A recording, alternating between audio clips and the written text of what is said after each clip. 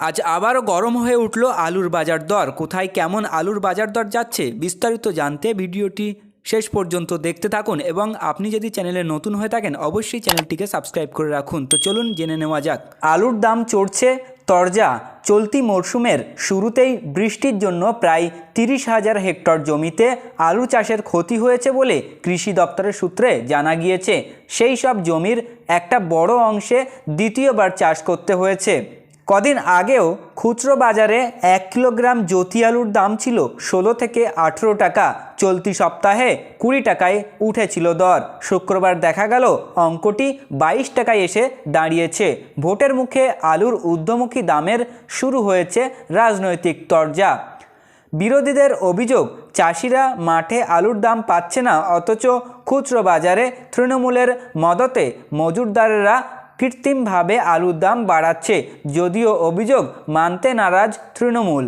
চলতি মরশুমের শুরুতেই বৃষ্টির জন্য প্রায় 30,000 হেক্টর জমিতে আলু ক্ষতি হয়েছে বলে কৃষি দপ্তর সূত্রে জানা গিয়েছে। সেই সব জমিতে বড় একটা অংশ দ্বিতীয়বার চাষ করতে হয়েছে। সে কারণে এবছর জেলায় আলু চাষ কম হয়েছে। প্রায় 63,000 হেক্টর জমিতে বর্ধমানে আলু চাষ হয়েছে। আলু চাষিদের দাবি, জেলায় গড়ে বিঘা প্রতি 90 থেকে 100 বস্তা আলু উৎপাদন হয়ে থাকে। এবছর বৃষ্টি, ধসা ও আবহাওয়ার খামখেয়ালিপনার জন্য উৎপাদন অত্যন্ত কমে গেছে, 35% কম হয়েছে।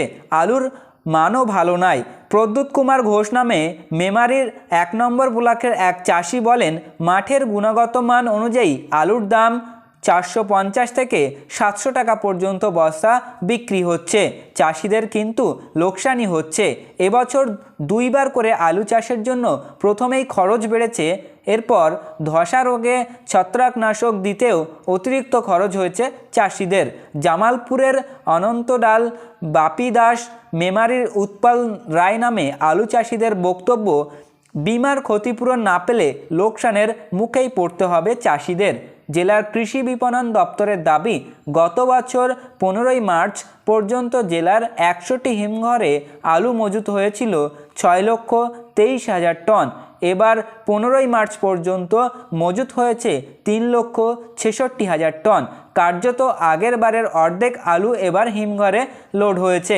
হিমঘর ও আলু ব্যবসায়ী জানান, এবছর আলু দেরিতে উঠছে, ফলনও কম, সেই কারণে হিমঘরে আলু ঢুকছে কম।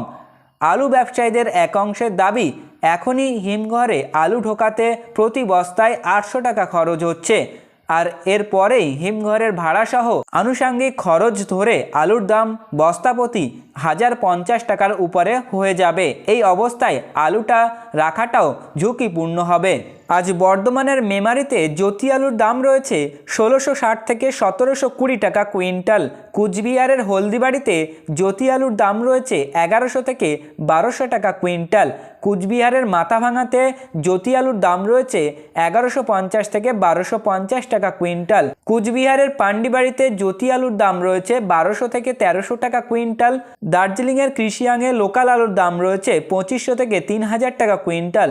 হুগলির কালীপুরে জ্যোতি আলুর দাম রয়েছে 1,580 থেকে 1,620 টাকা কুইন্টাল। হাওড়ার উলুবেড়িয়াতে জ্যোতি আলুর দাম রয়েছে 1,680 থেকে 1,720 টাকা কুইন্টাল। মেদিনীপুর ইস্ট কোলাঘাটে জ্যোতি আলুর দাম রয়েছে 1,630 থেকে 1,680 টাকা কুইন্টাল। মুর্শিদাবাদের কান্দিতে জ্যোতি আলুর দাম রয়েছে 1,080 থেকে 1,220 টাকা কুইন্টাল। উত্তর 24 পরগনার হাবড়াতে অন্যান্য আলুর দাম রয়েছে 1,600 টাকা কুইন্টাল। তো প্রিয় চাষি বন্ধুরা, এই ছিল আজকের আলুর গুরুত্বপূর্ণ খবর। পরবর্তী খবরটি পেতে অবশ্যই চ্যানেলটি সাবস্ক্রাইব করে রাখুন, পাশে থাকা ঘন্টিটি বাজিয়ে রাখুন এবং ভিডিওটি আপনার বন্ধুদের কাছে শেয়ার করে দিন।